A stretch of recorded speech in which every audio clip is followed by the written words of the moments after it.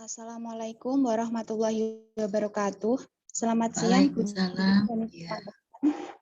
Kami dari kelompok 5 akan mempresentasikan hasil mini riset kami yang berjudul Apakah Pandemi COVID-19 Mengubah Reaksi Pasar di Indonesia?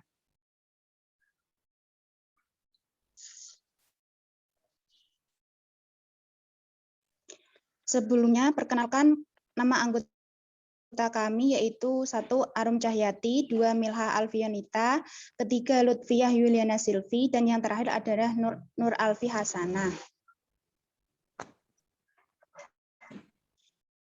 Outline yang akan kami bahas dalam presentasi ini yaitu 1. Latar belakang penelitian, 2. Motivasi penelitian, 3. Tujuan penelitian, 4. Hipotesis penelitian, 5. Sumber data, 6. Metodologi penelitian, 7. Hasil penelitian, dan yang terakhir adalah kesimpulan.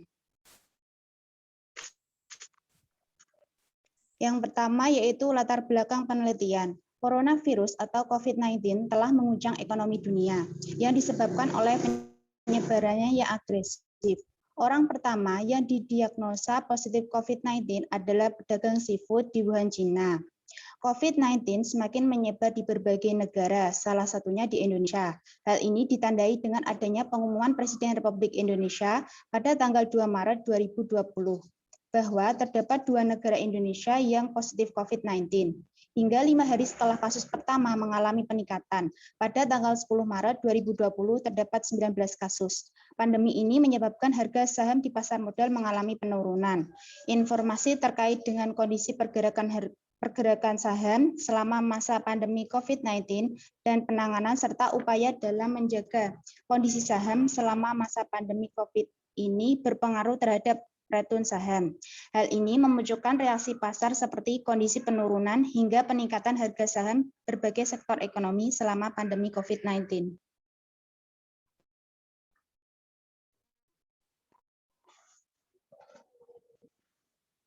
Selanjutnya akan disampaikan oleh teman saya.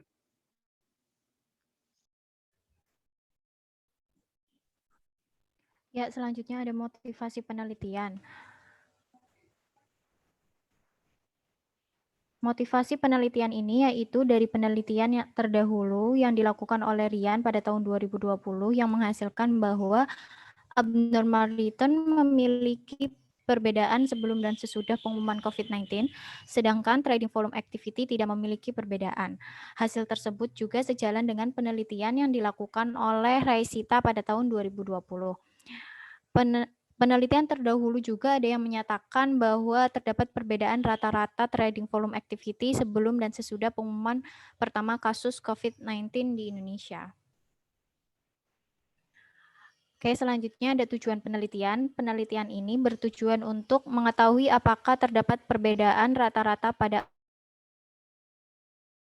abnormal return dan trading volume activity sebelum dan sesudah pengumuman virus COVID-19 oleh Presiden Joko Widodo pada perusahaan yang termasuk LQ45.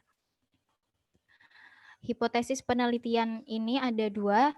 H1-nya yaitu terdapat perbedaan rata-rata abnormal return secara signifikan sebelum dan sesudah pengumuman kasus pertama COVID-19 di Indonesia. H2-nya terdapat perbedaan trading volume activity secara signifikan sebelum dan sesudah pengumuman kasus pertama COVID-19 di Indonesia. Untuk variabel penelitian, variabel independennya yaitu pengumuman pertama kasus COVID-19 di Indonesia dan variabel dependennya yaitu reaksi pasar yang diukur melalui abnormal return dan trading volume activity.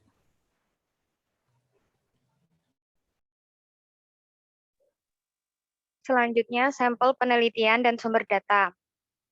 Sampel pada penelitian ini adalah perusahaan-perusahaan LQ45 yang terdaftar di Bursa Efek Indonesia. Teknik pengambilan sampel pada penelitian ini menggunakan teknik non-probability sampling dengan metode purposive sampling yang kriteria pemilihan sampelnya adalah perusahaan tersebut tergabung dalam saham LQ45. Kemudian ada sumber data. Penelitian ini kami lakukan terhadap perusahaan-perusahaan LQ45 yang terdaftar pada Bursa Efek Indonesia selama periode penelitian.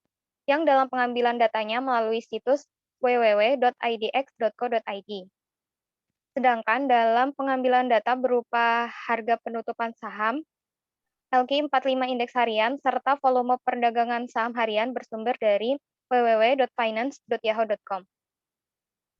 Next.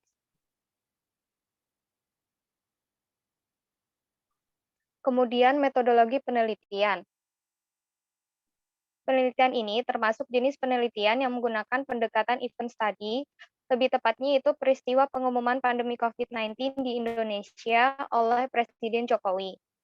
Event study sendiri menurut Andy Lilin tahun 2017 merupakan studi yang mempelajari reaksi pasar terhadap suatu peristiwa yang informasinya dipublikasikan sebagai suatu pengumuman. Next.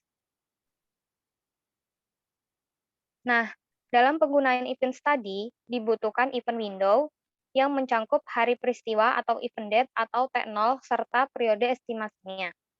Pada penelitian ini, menggunakan periode peristiwa atau event window yaitu 5 hari sebelum peristiwa pengumuman pandemi COVID-19, kemudian hari peristiwa atau event date atau T0 yaitu pada tanggal 2 Maret 2020, dan 5 hari setelah peristiwa pengumuman pandemi COVID-19 di Indonesia oleh Presiden Jokowi.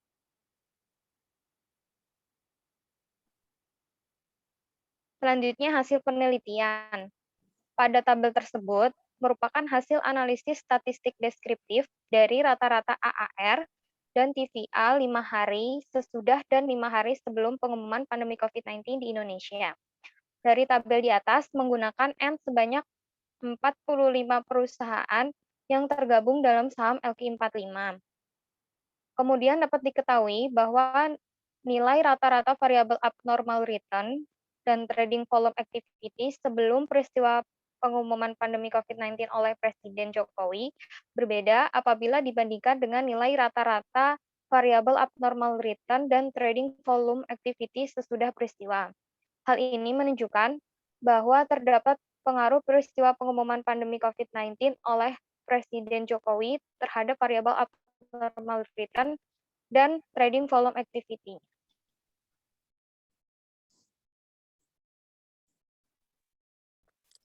Selanjutnya, kami melakukan uji normalitas. Dalam pengujian normalitas pada data penelitian kami menggunakan uji Kolmogorov-Smirnov test dengan hasil untuk data abnormal return dan trading volume activity pada 5 hari sebelum dan 5 hari setelah pengumuman pandemi COVID-19 oleh Presiden Jokowi, yang menunjukkan hasil data yang terdistribusi tidak normal karena nilai signifikannya kurang dari 0,05. Next. Jadi untuk pengujian hipotesisnya, kami menggunakan uji Wilcoxon Signet Rank yang mana sebagai pengganti uji beda. Yang dikarenakan hasil uji normalitas yang berdistribusi tidak normal pada pengujian sebelumnya. Pada hipotesis 1, kami menguji perbedaan rata-rata abnormal return secara signifikan sebelum dan sesudah pengumuman kasus pandemi COVID-19 di Indonesia. Jika dilihat pada kolom nilai sum of rank, perubahan terjadi yaitu positif, karena nilai positif lebih besar dari nilai negatifnya.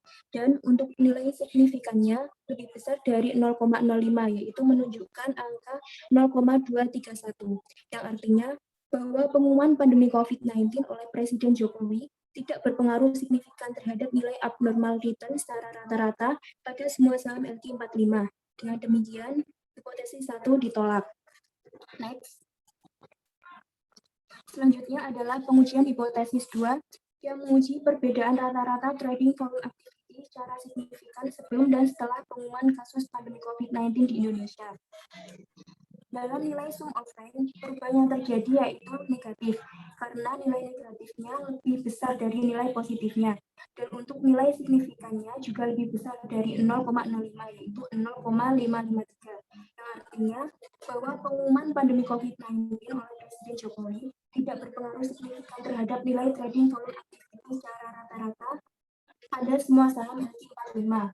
Dan hipotesis 2 ditolak. Next.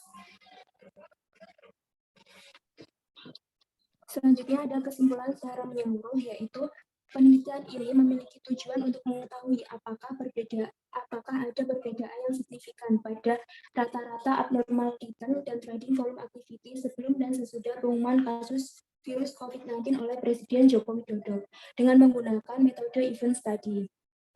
Yang berdasarkan analisis dan pembahasan yang sesuai dengan saham-saham perusahaan LQ45 yang terdaftar di Bursa Efek Indonesia, dapat kita ketahui bahwa tidak terdapat perbedaan antara abnormal return maupun trading volume activity sebelum dan setelah pengumuman kasus COVID-19. Sehingga dari hasil tersebut kami menemukan bahwa tidak terdapat reaksi yang ditunjukkan oleh saham-saham perusahaan LQ45 atas peristiwa pengumuman COVID-19. Cukup sekian presentasi dari kami. Apabila ada pertanyaan atau sanggahan, waktu dan tempat kami persilahkan.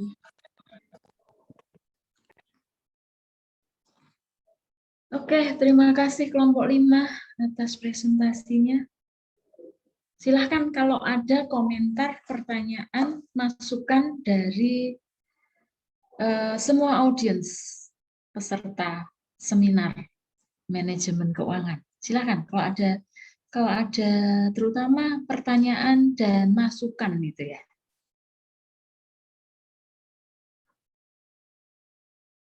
Ayo, ada 29 orang yang join. Izin masuk, Bu. Oke, silahkan. Hanif ya. Saya Ahmad Zulfa, Bu. Ini belum tak ganti rename-nya. Oke. Ahmad Zulfa. Ini mau tanya tentang ujinya itu. Saya kemarin kelompok saya itu kan pakai uji Wilcoxon. Cuma pas awal itu baca-baca di internet, selain ada uji Wilcoxon ketika data tidak berdistribusi normal itu ada pengurangan data.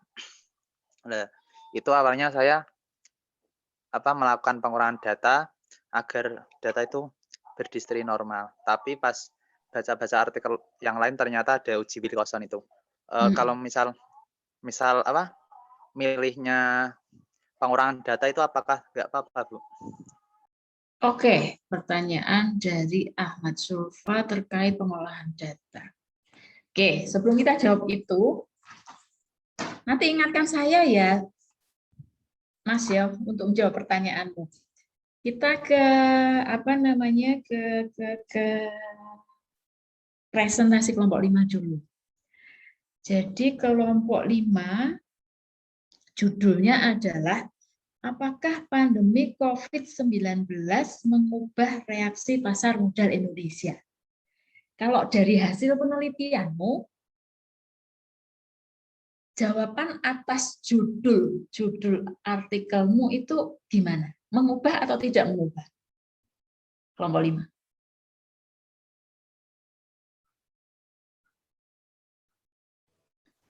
Ada yang mau silakan. Tidak ada perubahan, Bu. Tidak Sama ada aja, perubahan. tidak ada perbedaan. Sebetulnya kan artinya ketika kalian menguji dengan metodologi yang Anda pakai, itu Anda kan sedang menjawabnya tidak ada perbedaan reaksi pasar, gitu kan ya? Artinya Ya, tidak ada reaksi, tidak ada reaksi terkait informasi yang masuk ke pasar. Menurut saya kalau lebih cocoknya itu. Kalau pertanyaannya adalah apakah mengubah reaksi pasar atau tidak, pas nggak judulnya itu? Mengubah, Anda pakai kata-kata mengubah reaksi pasar di Indonesia. Padahal ketika informasi masuk, kita ingin melihat ada reaksi atau tidak ada reaksi terhadap informasi itu. Jadi kita tidak sedang bicara informasi itu mengubah reaksi atau tidak mengubah. Kalau menurut saya rada nggak pas di judulnya. Itu catatan pertama. Oke. Yang berikutnya adalah di bagian pendahuluan. Saya selalu bilang, saya selalu mengulang-ulang bagian pendahuluan itu adalah kunci. Kunci yang akan membuat penelitianmu itu, kalau kita bicara skripsi gitu ya, kita nggak usah bicara jauh-jauh dulu gitu ke jurnal publikasi, nggak usah. Kalau skripsi itu apakah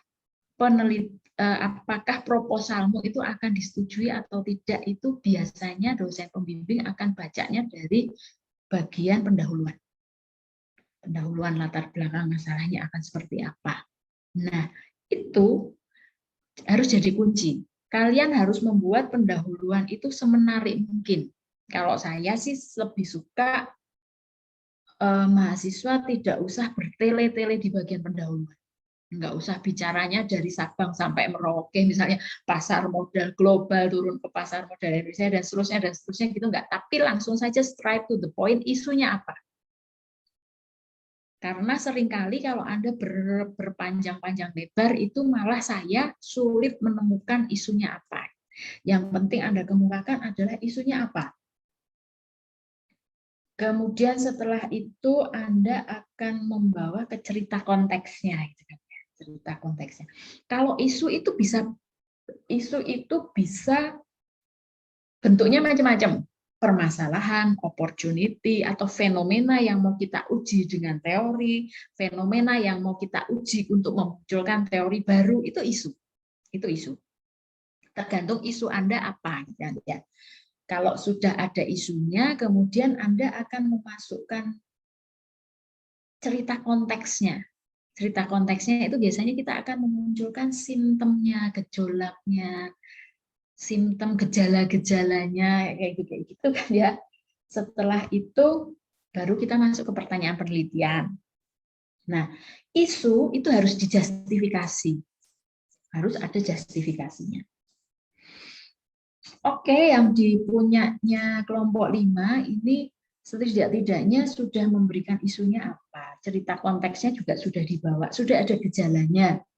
Data, Anda sudah mengambilkan data, gitu ya. Data yang dilansir itu ada perubahan pertumbuhan ekonomi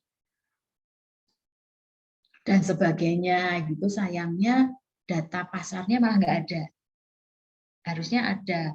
Anda masukkan juga simptomnya untuk di pasar modalnya seperti apa, karena kan Anda ingin melihat reaksi pasar modal khususnya, gitu ya. Sehingga itu perlu diberikan data itu. Kemudian yang harus dilakukan adalah berikan sumber datanya. Sumber data harus kredibel, gitu kan ya. Oke. Yang berikutnya di bagian pendahuluan itu kok menurut saya Anda terlalu banyak mengambil rujukan dari artikel populer, dari berita-berita dan lain-lain itu. Padahal menurut saya sumber-sumber seperti itu kurang kredibel kalau di penelitian ilmiah. Sehingga Anda harus menambahkan sumber-sumber rujukan dari penelitian ilmiahnya. Tuh.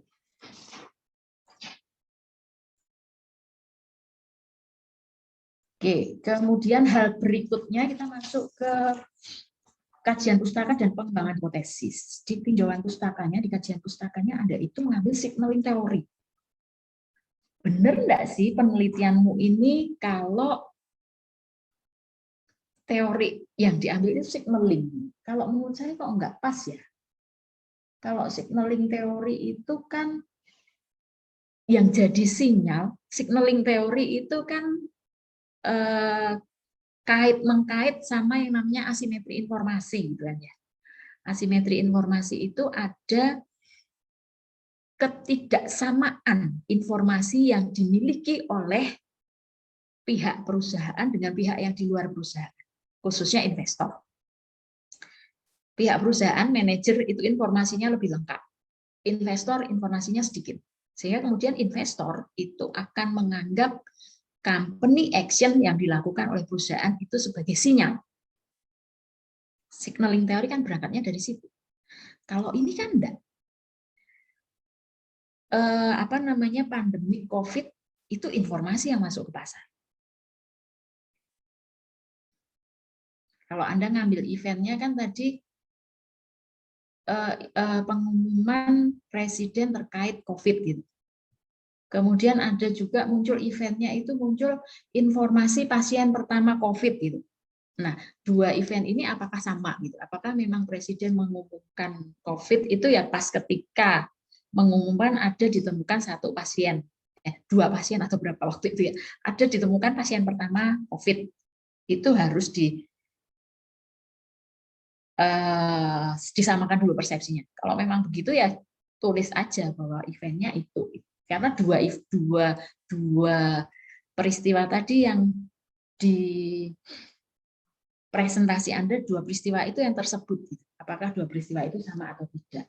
Jadi kembali ke signaling tadi, menurut saya kalau Anda ngambil teorinya signaling nggak pas, karena kita tidak sedang bicara company action tertentu yang jadi sinyal pasar. Enggak. Ini informasi semua orang punya. Pasar tahu informasi ini, bahwa ada informasi terkait pasien pertama COVID masuk ke pasar. Kemudian kita ingin tahu apakah adanya peristiwa itu membuat pasar bereaksi tertentu atau tidak. Sehingga kita ingin menguji beda abnormal return sebelum peristiwa dan abnormal return setelah peristiwa, beda atau tidak. Kalau berbeda, berarti informasi tadi mempengaruhi pasar. Pasar bereaksi pada informasi itu. Nah, pertanyaan selanjutnya, teori apa sih yang sesuai untuk penelitian model begini? Kan itu ya. Kalau saya kok menyarankannya Anda pakai aja teori efficient market hypothesis. Hipotesis tentang efisiensi pasar. Ya kan? Kayaknya itu lebih tepat deh. Jadi Anda itu sedang menguji apakah pasar modal Indonesia itu efisien atau tidak efisien. Kalau Anda mengujinya pakai events tadi, itu artinya Anda sedang menguji efisiensi pasar dalam bentuk semi-strong form. Nah, itu tolong dibenarkan lagi. Oke, di pengembangan hipotesis, saya juga belum melihat pengembangan hipotesis yang kuat gitu untuk Anda sampai pada hipotesis bahwa terdapat perbedaan rata-rata abnormal return setelah peristiwa itu dan sebelum peristiwa itu. Saya belum mendapatkan itu. Jadi nanti Anda pertajam lagi pengembangan hipotesisnya sehingga Anda akan sampai pada 2 hipotesis tadi. Karena ada 2 yang ingin Anda uji, abnormal return-nya dan trading volume activity-nya. Sehingga dua-duanya harus 2 variabel tadi, abnormal return sama trading volume activity, dua-duanya harus direview gitu kan ya, penelitiannya seperti apa, teorinya seperti apa, sehingga kemudian informasi pasar itu bisa mempengaruhi 2 hal itu dua-duanya harus gitu dikembangkan supaya dibangun supaya hipotesisnya muncul 2 hipotesis ini. Karena kemarin kan kita sudah sama-sama tahu hipotesis itu jawaban sementara atas pertanyaan penelitian. Jawaban sementara itu juga bukan jawaban yang sembarangan. Jawaban ini muncul dari kajian-kajian teori, penelitian-penelitian terdahulu, sehingga kita punya dugaan kuat, oh ini loh jawabannya. Jawaban atas pertanyaan penelitian kita. Baru setelah jawaban sementara itu kita dapatkan, kita menguji, benar nggak sih jawaban sementara kita itu ketika diuji dengan datanya, kan gitu ya, kalau penelitian itu begitu. Kalau kita uji dengan datanya ini mendukung nggak? Jadi jawaban sementara itu juga harus dibangun dengan benar-benar supaya kansnya jawaban sementara itu didukung oleh data. Nggak sembarangan. Ya. Oke. Masuk di bagian metode penelitian. Seperti sudah sering kali saya ulangi supaya ini melekat di kepala Anda. Ketika nanti Anda melakukan penelitian yang sebenarnya, nyusun skripsi dan sebagainya, selalu saya ulang-ulangi bahwa apapun yang Anda lakukan itu harus ada argumentasinya. Argumentasinya harus mencukupi. Sehingga orang yang membaca, pihak yang menguji Anda itu tidak bisa lagi mendebat gitu. Jadi argumentasinya itu harus mencukupi, harus ada argumentasinya. Terkait dengan yang bagian pertama itu kan Anda mengatakan metode penelitiannya itu event study. Ya, event study itu metode penelitian. Oke. Kemudian yang berikutnya Anda perlu untuk menetapkan event windows-nya. Event windows-nya di sini Anda mengambil 5 hari sebelum dan 5 hari setelah. Cuman di situ Anda tidak memberi justifikasi kenapa cukup 5 hari. Kenapa tidak lebih panjang, 10 hari, 20 hari sebelum dan setelah gitu kan ya. Itu saya belum membaca ada argumentasinya. Anda cuma menulisnya gini, sehingga penulis memutuskan untuk melakukan pengamatan dengan jendela 5 hari sebelum dan setelah. Tapi kenapanya tidak ada. Kenapanya tidak ada. Nah, itu perlu ditambahkan juga. Perlu ditambahkan cara untuk memberi argumentasinya gimana sih? Kalau memang Anda kan masih level S1 gitu ya. Kalau level S1 itu nulis skripsi itu berbeda dengan level S3 disertasi atau tesis S2. Kalau level S1 itu Anda ada di ranah Anda sedang belajar menulis. Jadi replikasi itu tidak masalah. Replikasi itu artinya Anda melakukan metode orang lain. Jadi metode penelitian orang lain Anda ikuti step-stepnya untuk penelitian Anda. Itu replikasi. Replikasi berbeda dengan plagiasi. Kalau plagiasi Anda nyontoh. Nyontoh itu artinya copy-paste gitu. Plagiasi. Kalau replikasi kan enggak, metodenya Anda ikuti. Subjek penelitiannya beda, data penelitiannya beda, periode waktunya beda, sehingga hasilnya bisa berbeda. Nah, untuk memberi justifikasi, untuk memberi argumentasi yang macam-macam begini, Anda bisa ngambil dari justifikasi orang lain, penelitian orang lain. Kenapa di penelitian begini mereka ngambil windownya 5 hari, kenapa ada yang sampai 20 hari, 30 hari gitu. Ikuti saja alasan mereka apa gitu ya. Tapi sekali lagi, semua yang Anda lakukan itu harus diberi argumentasi. Termasuk juga pilihan Anda terkait perusahaan. Statementnya begini, penelitian ini kami lakukan terhadap perusahaan-perusahaan LQ45 yang terdaftar di Bursa Efek Indonesia. Nah, kenapa tidak dijelaskan? Kemudian kalau saya baca itu artinya populasi penelitian Anda, perusahaan LQ45, gitu ya. Populasi penelitiannya LQ45. Oke. Alasan pemilihan populasi ini mungkin Anda bisa kaitkan dengan likuiditas sahamnya. Anda ingin meneliti memang perusahaan-perusahaan yang saham-sahamnya betul-betul liquid, sehingga dalam periode waktu penelitian Anda saham-saham itu diperdagangkan dengan aktif gitu. Sehingga reaksinya akan kelihatan ketika masuk informasi tertentu, reaksinya kelihatan. Kalau yang pemilihan populasi ini bisa ke sana argumentasinya. Karena di pasar modal Indonesia saham tidurnya banyak juga gitu kan. Kalau Anda ngambil saham yang tidak aktif diperdagangkan, ya reaksinya tidak akan kelihatan karena mereka tidak diperdagangkan gitu. Oke. Kemudian terkait samplingnya itu kemudian Anda mengatakan pengambilan sampelnya adalah non-probability sampling dengan metode purposive sampling. Kriteria pemilihan sampelnya adalah perusahaan tersebut tergabung dalam LQ45. Ini rada aneh buat saya gitu, rada aneh karena populasinya LQ45, kriterianya perusahaan yang tergabung di LQ45.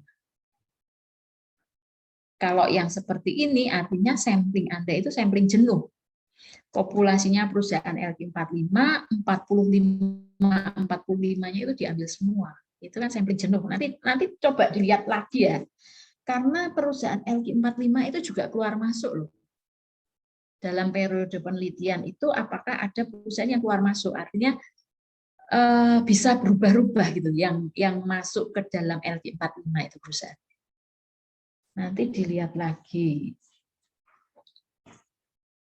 Oke, terkait yang lainnya, metodenya, apa, definisi operasional variabelnya menurut saya sudah tidak masalah. Cara ngitung abnormal return-nya, kemudian rata-rata abnormal return, kumulatif abnormal return sudah oke. Nah, ini kemudian tadi terkait juga pertanyaan Zulfa, normalitas data. Kalau Anda melakukan uji beda begini, data itu harus diketahui dulu distribusinya, terdistribusi normal atau tidak normal. Kalau data Anda itu terdistribusi normal, uji bedanya adalah per sampel dites, gitu kan ya. Per sampel atau yang sampel berpasangan atau tidak berpasangan. Tapi karena kasus Anda ini memang sampel berpasangan, sehingga Anda pakainya kalau datanya terdistribusi normal itu pakainya per sampel dites. Tapi kalau distribusi Anda tidak normal, Anda tidak bisa pakai per sampel dites. Pilihannya adalah Anda pakai uji Wilcoxon atau Mann-Whitney. Ada beberapa pilihan. Ada beberapa pilihan. Itu adalah alat uji yang non parametriknya. Sehingga tadi pertanyaan Zulfa, apakah perlu kita melakukan trimming data? Kita buang data-data ekstrimnya supaya datanya menjadi normal, supaya kita bisa melakukan uji dengan per sampel test. Gitu kan? Pertanyaan Zulfa kan arahnya ke sana. Menurut saya nggak perlu. Nggak perlu. Karena toh sudah jelas. Kalau datamu normal, kamu pakai uji statistik yang parametrik. Kalau datamu tidak normal, kamu pakai uji statistik yang non parametrik. Sudah selesai, terjawab. Alat ujinya ada kok. Jadi nggak usah, tidak perlu melakukan apa namanya, ngurangi data outlier, data ekstrim supaya datamu jadi normal. Nggak perlu. Itu ya. Oke. Yang lain-lainnya.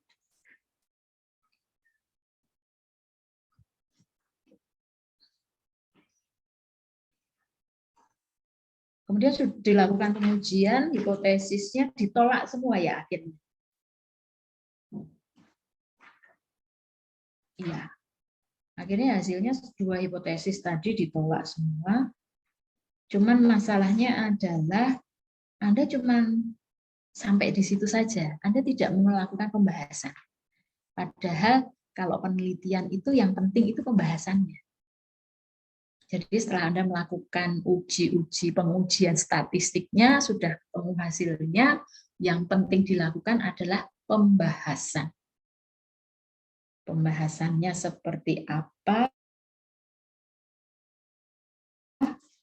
Kalau kita melakukan pembahasan itu yang paling gampang itu kita menghubungkan hasil penelitian kita dengan penelitian yang sudah seperti apa. Kita sepakat dengan penelitian yang mana, kita berbeda dengan penelitian yang mana. Kemudian kalau hipotesis kita ditolak, itu Anda harus memberi reasoning. Kenapa hipotesismu ditolak? Tadi kan kita membangun hipotesis itu nggak sembarangan.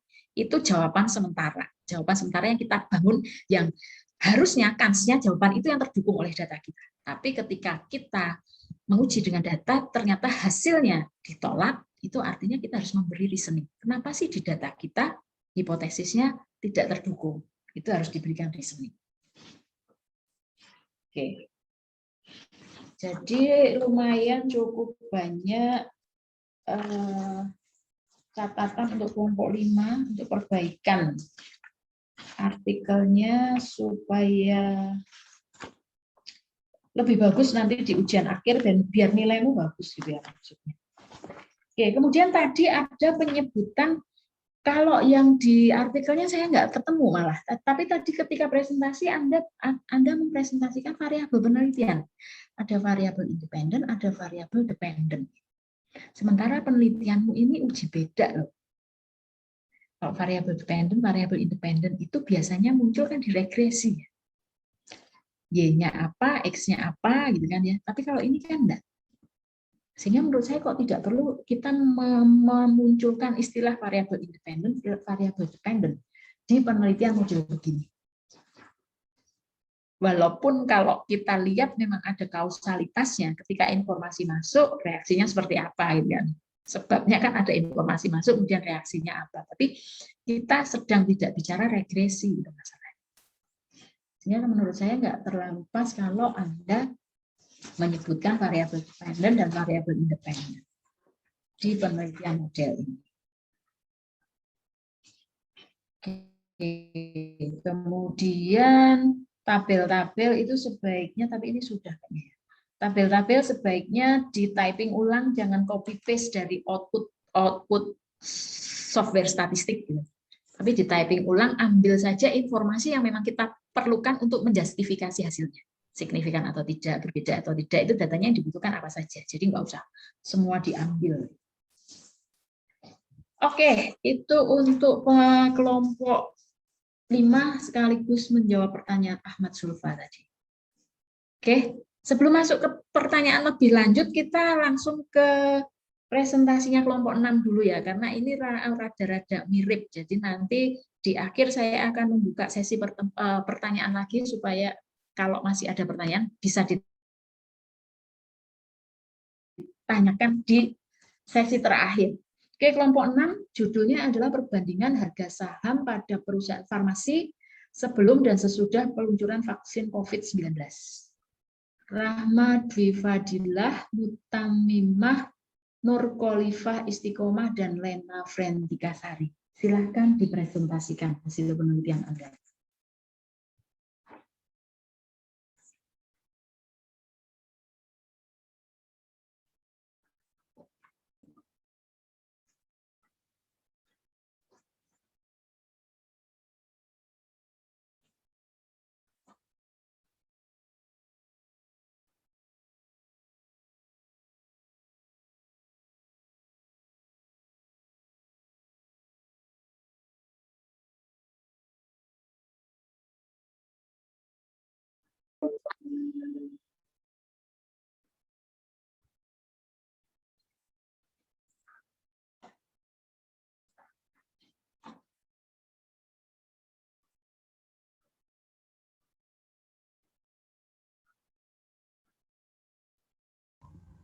Ya, sebelum warahmatullahi wabarakatuh.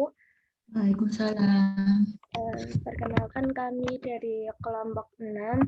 Dengan ini kami akan presentasi mengenai mini riset kami yang berjudul Perbandingan Harga Saham pada Perusahaan Farmasi Sebelum dan Sesudah Peluncuran Vaksin COVID-19.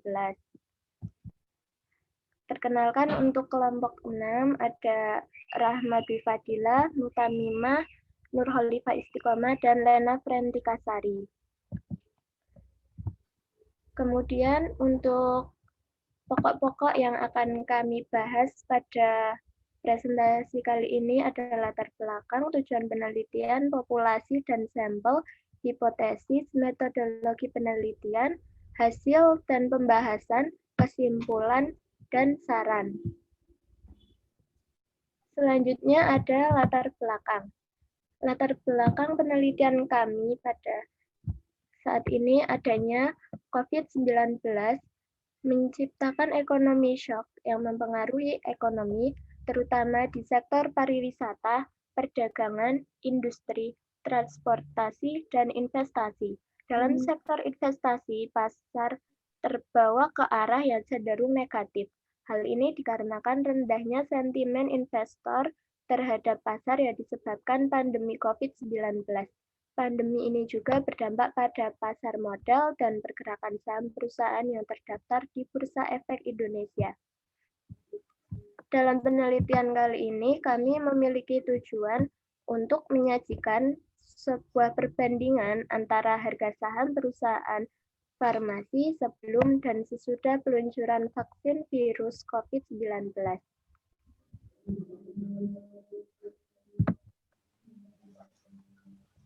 Selanjutnya ada populasi dan sampel. Dari ini kami memiliki kriteria untuk perusahaan farmasi yang tercatat di PI pada tahun 2021 cuma 10, perusahaan farmasi BUMN yang tercatat di PI tahun 2021 sejumlah 2, dan pada pengamatan kami selama 20 hari. Kemudian jumlah sampel akhir ada 40. Selanjutnya akan dijelaskan oleh rekan saya. Selanjutnya mengenai hipotesis dalam penelitian kita kali ini. Hipotesis kali ini yaitu ada H1 mengenai terdapat perbedaan harga saham perusahaan farmasi BUMN sebelum dan sesudah peluncuran vaksin COVID-19. Untuk perusahaan farmasi BUMN ini sendiri yaitu ada PT Kimia Farma Persero Tbk dan juga PT Indofarma Persero Tbk. Untuk H2-nya yaitu ada harga saham perusahaan farmasi BUMN yang mengalami kenaikan setelah peluncuran vaksin COVID-19. Next.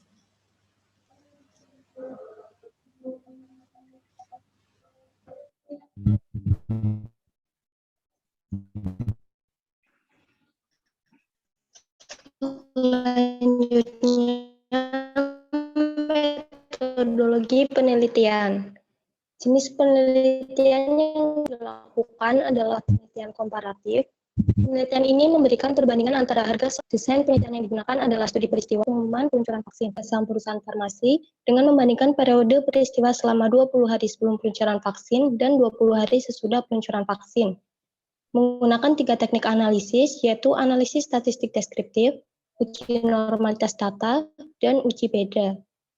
Teknik pengambilan data pada penelitian ini menggunakan teknik dokumentasi. Jenis data yang digunakan adalah data sekunder, yaitu data harga saham yang diperoleh dari web resmi IDX, Yahoo Finance, dan sahamoke.com. Next.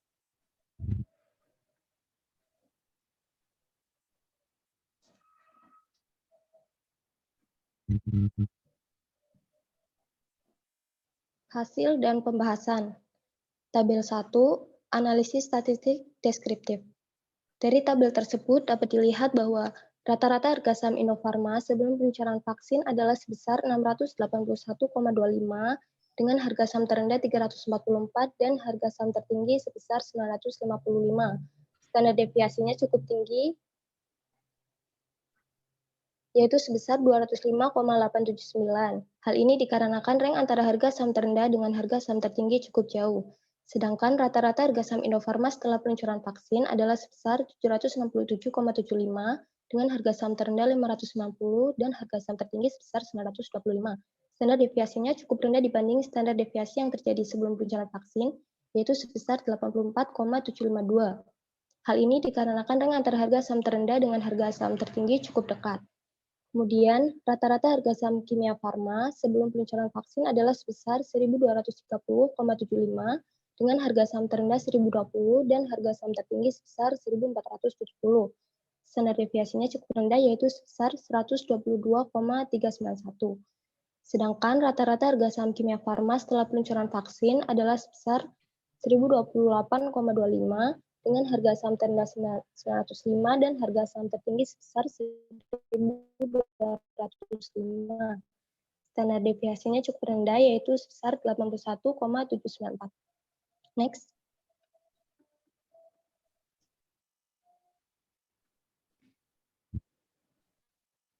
Tabel 2, uji normalitas data.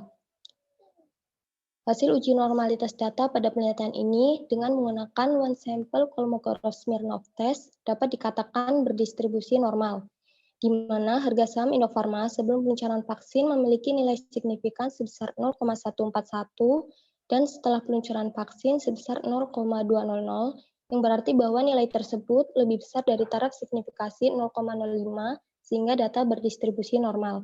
Kemudian, harga saham Kimia Farma sebelum peluncuran vaksin memiliki nilai signifikan sebesar 0,200 dan setelah peluncuran vaksin sebesar 0,151, yang berarti bahwa nilai tersebut juga lebih besar dari taraf signifikasi 0,05 sehingga data berdistribusi normal. Next. Untuk tabel 3, yaitu uji hipotesis atau paired sample t-test. Untuk tabel di atas menunjukkan bahwa harga saham INAF atau PT Kalbe Farma Tbk sebelum dan sesudah peluncuran vaksin memiliki nilai rata-rata atau MEAN sebesar 86,500 dengan standar deviasi sebesar 176,895 dan standar error MEAN sebesar 39,555. Yang kedua ada harga saham KAEF atau PT Kimia Farma Tbk. Sebelum dan sesudah peluncuran vaksin memiliki nilai rata-rata MEAN sebesar 202,500 dengan standar deviasi sebesar 142,603 dan standar error MEAN sebesar 31,887. Nilai T hitung sebesar min 2,187 dengan nilai signifikan 0,041. Hal ini menunjukkan bahwa adanya perbedaan yang signifikan dari harga saham INAF atau PT Kalbe Farma Tbk antara sebelum dan sesudah peluncuran vaksin COVID-19. Dengan demikian, hipotesis 1 yang menunjukkan bahwa terdapat perbedaan harga saham INAF atau PT Kalbe Farma sebelum dan sesudah peluncuran vaksin COVID-19 terbukti atau hipotesis diterima. Nilai T hitung sebesar 6,351 dengan nilai signifikan sebesar 0,000. Hal ini menunjukkan bahwa adanya perbedaan yang signifikan dari harga saham KAEF atau PT Kimia Farma antara sebelum dan sesudah peluncuran vaksin COVID-19. Dengan demikian, hipotesis 1 atau H1 yang menunjukkan bahwa terdapat perbedaan harga saham KAEF atau PT Kimia Farma Tbk sebelum dan sesudah peluncuran vaksin COVID-19 terbukti atau hipotesis diterima. Next.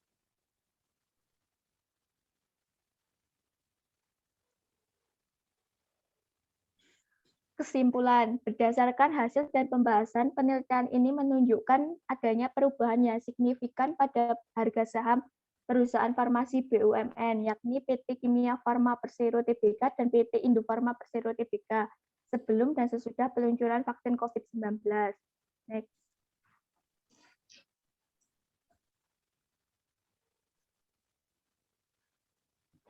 Saran, peneliti selanjutnya bisa menggunakan uji dengan metode beda yang lainnya, sehingga dapat memberikan hasil yang lebih akurat dengan penjabaran yang lebih lengkap.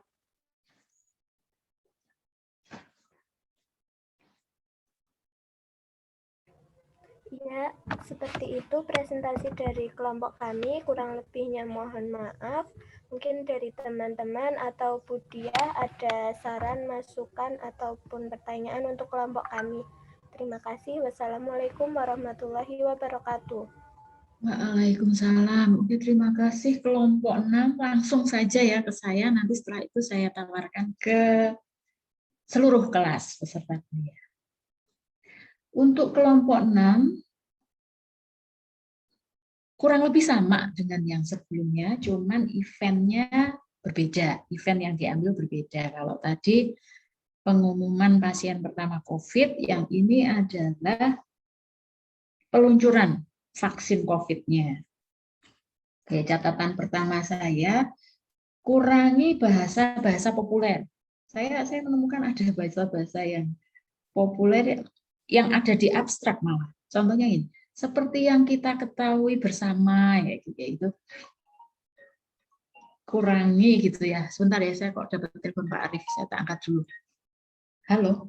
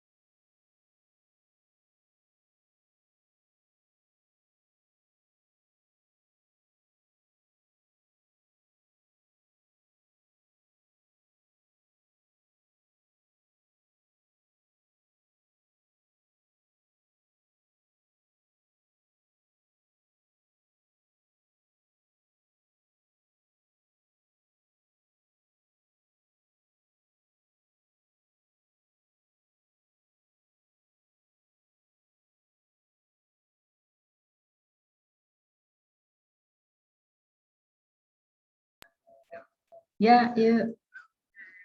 Ya, aku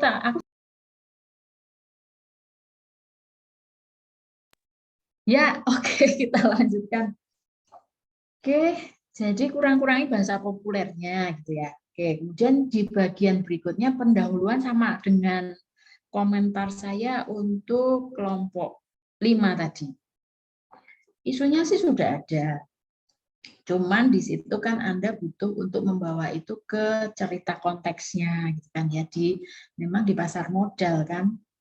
Pasar modal sehingga simptomnya, gejala-gejala yang terjadi di pasar itu masukkan aja ke situ. Sebetulnya Anda punya loh datanya, tapi itu Anda taruh di bagian kajian literaturnya, malah pengembangan hipotesis. Data-data harga saham PT Indofarma, pergerakannya seperti apa, itu kan malah bisa untuk Anda pakai mendukung isunya tadi, membawa isu tadi ke cerita konteksnya, gitu ya. Kemudian yang lain-lain, motivasi penelitiannya apa, tujuan penelitiannya apa, itu perlu ditambahkan di bagian pendahuluan. Karena seperti saya bilang, kalau Anda membawa proposal Anda, misalnya ke dosen pembimbing, itu dosen pembimbing itu akan yang pertama dilihat adalah pendahuluannya, bagian pendahuluan. Apakah penelitian Anda akan disetujui atau tidak disetujui, biasanya dibaca itu pendahuluannya dulu. Kalau saya sih biasanya menginginkan mahasiswa saya tidak terlalu bertele-tele di bagian pendahuluan. Yang jelas ketika saya baca, saya langsung bisa temukan, oh ini isunya, simptomnya apa, tujuannya apa, motivasinya apa, gitu kan ya? Yang kayak gitu, straight to the point aja.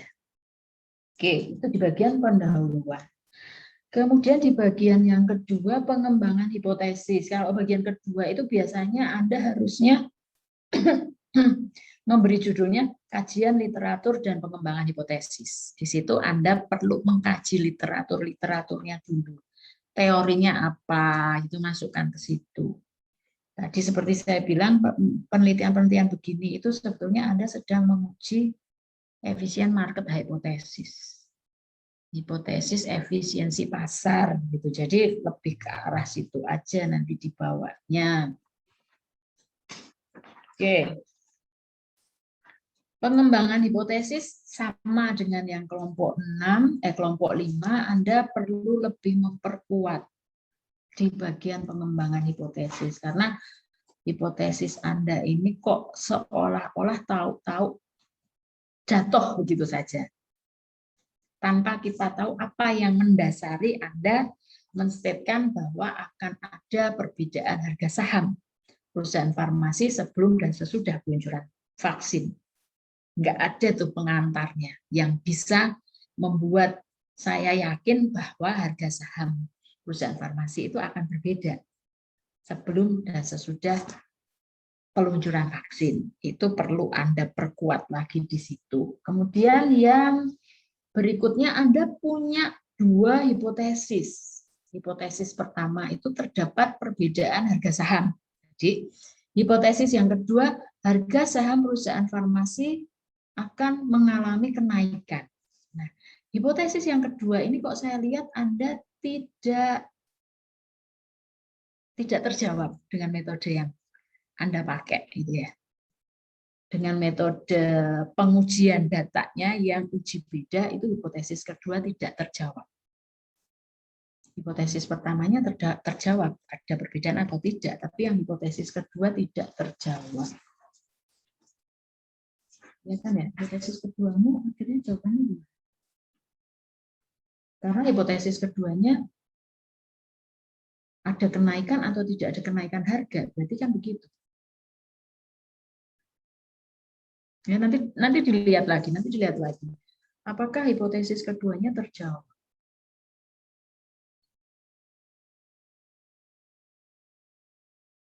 Oke.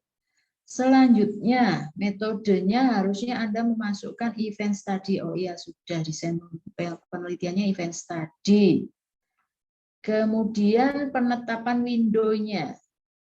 Anda mengatakan membandingkan periode peristiwa selama 20 hari sebelum dan 20 hari sesudah peluncuran. Yang perlu Anda lakukan adalah beri argumentasi kenapa window-nya 20 hari sebelum dan 20 hari setelah. Cuman sayangnya ini tidak konsisten dengan jumlah hari pengamatan yang ada di tabel. Kalau 20 hari sebelum, 20 hari setelah, itu berarti totalnya kan ada 40 hari. Kalau sampelmu ada 2 perusahaan, itu harusnya jadi 80 hari. Coba ya, dilihat lagi di bagian itu. Menurut saya ada ketidakkonsistenan antara statement window, event window-nya sama hitungan jumlah hari pengamatannya. Oke. Yang berikutnya adalah populasimu yang dipilih adalah perusahaan farmasi. Di sini sudah ada sih alasannya kenapa perusahaan farmasi yang dipilih. Cuman kemudian kriteria samplingnya, purposive samplingnya, itu Anda hanya membatasi pada perusahaan farmasi yang BUMN. Saya cuman menemukan alasannya kenapa perusahaan farmasi BUMN itu alasannya adalah menghindari bias yang disebabkan adanya perbedaan yang jauh. Itu alasannya. Cuman alasan ini tidak jelas. Perbedaan yang jauh yang mana? Nah, itu perlu Anda perjelas. Perbedaan yang jauh yang mana? Bias yang bisa timbul karena perbedaan yang jauh tadi, itu yang seperti apa sih? Itu harus diperjelas. Kalau memang sebetulnya perbedaan yang jauh tadi tidak signifikan, perbedaan yang jauh yang mana gitu ya. Mungkin dugaan saya Anda mengasumsikan perusahaan yang farmasi BUMN dan yang bukan BUMN itu punya perbedaan karakteristik tertentu yang terlalu lebar. Mungkin begitu, tapi saya nggak ketemu itu. Tapi saya tidak menemukan alasan itu. Kalau misalnya ternyata perbedaan itu tidak signifikan, kalau saran saya sih masukkan aja semua. Gitu. Toh cuma 10 perusahaan farmasi. Toh cuma 10 perusahaan farmasi. Kalau menurut saya ini malah nanti yang bisa dijadikan kriteria purposifnya itu ya perusahaan-perusahaan farmasi yang aktif diperdagangkan. Yang tidak aktif yang Anda buang. Karena seperti tadi yang di kelompok 5 tadi kita sudah bahas juga, kalau perusahaan-perusahaan itu tidak aktif diperdagangkan, itu returnnya kan 0 gitu aja kan, harganya nggak berubah soalnya. Sehingga itu malah yang akan merusak hasil penelitian. Sehingga kalau saya purposive samplingnya di situ, kriteria purposifnya ya kita cuma ambil perusahaan-perusahaan farmasi yang memang aktif diperdagangkan dalam window yang 40 hari tadi. Itu ya. Itu catatan di bagian sampelnya.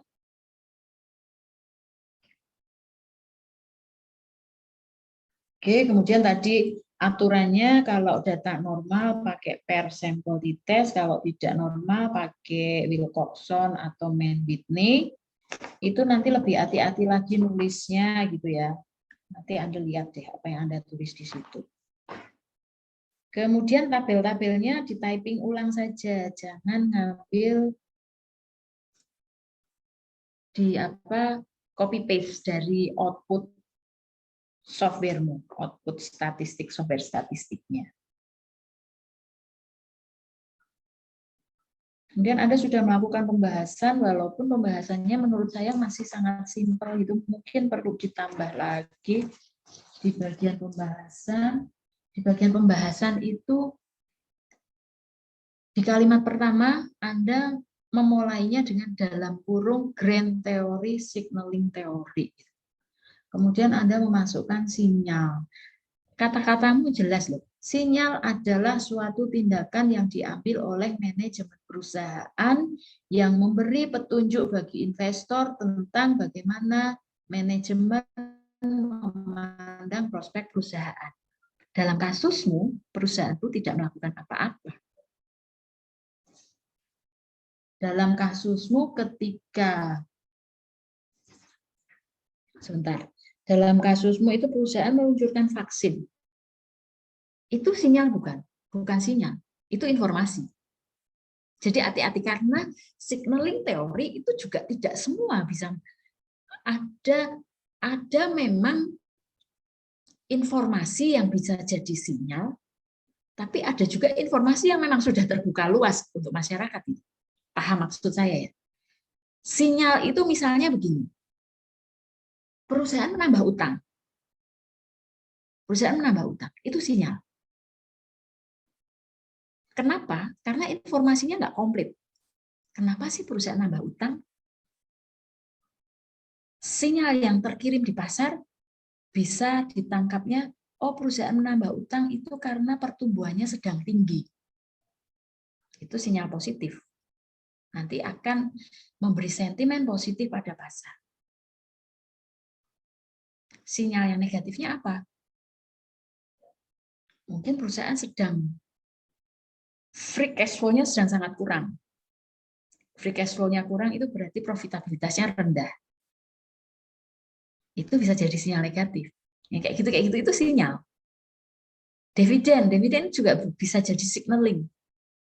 Dividen, perusahaan membagikan dividen yang turun.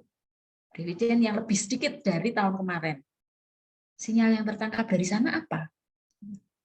Itu pensinyalan itu seperti itu. Tapi kalau cuma sekedar tindakan perusahaan itu meluncurkan vaksin, itu kayaknya informasi deh, bukan sinyal. Ya. Jadi hati-hati dengan itu.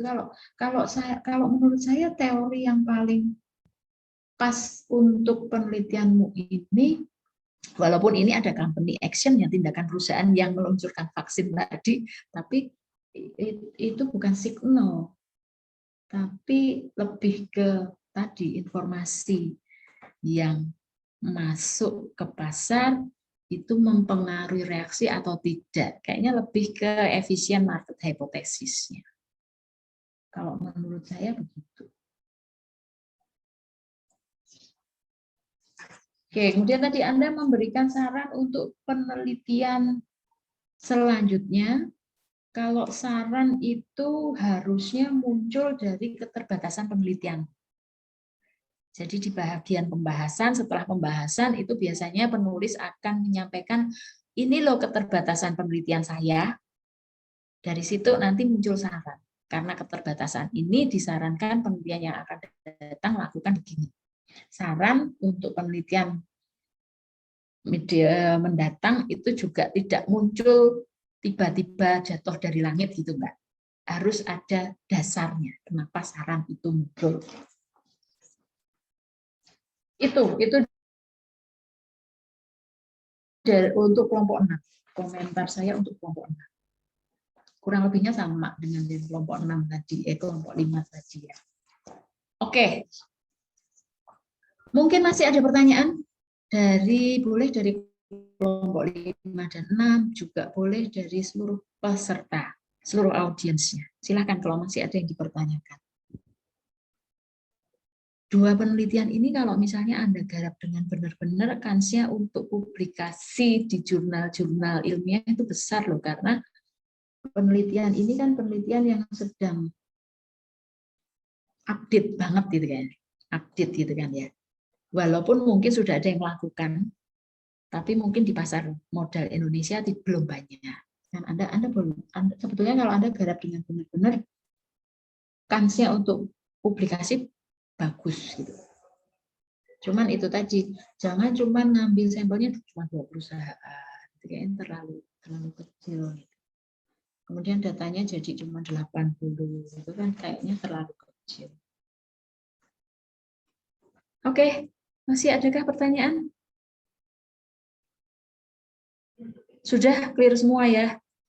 Mudah-mudahan bisa terjawab, bisa memberikan insight lebih gitu buat penelitian Anda untuk Anda melakukan revisi supaya di UAS nanti artikelmu lebih bagus. Begitu ya. Minggu depan kita akan ketemu tetap di hari Selasa jam 7.15. Kita akan mulai jam 7.15. Mudah-mudahan tidak ada hal-hal lain lagi atau yang terpaksa saya harus mengundurkan jadwal lagi. Ini saya tadi sebelum Pak Arief telepon itu ada Pak Ferry telepon terkait dengan urusan dies natalis, tapi saya karena ini Anda juga sudah menggeser waktu kuliah, jadi saya bilangnya setelah kuliah saya baru ke sana. Mudah-mudahan yang besok Selasa tidak tergeser oleh hal-hal yang lain lagi. Kita bisa mulai di jam 7.15. Tapi kalau misalnya ada hal yang lain, nanti kita komunikasikan. Kita bisa gesernya ke jam berapa. Karena kalau kuliah Anda itu harus sinkron sama kuliahnya Pak Berantas gitu. Biar jalannya bisa bareng. Gitu ya. Oke, sudah bisa saya akhiri kah? Bisa ya. Oke, saya akhiri. Terima kasih, kita ketemu minggu depan, persiapkan kelompok 7 dan 8 yang akan presentasi. Gitu ya. Oke, terima kasih, selamat siang.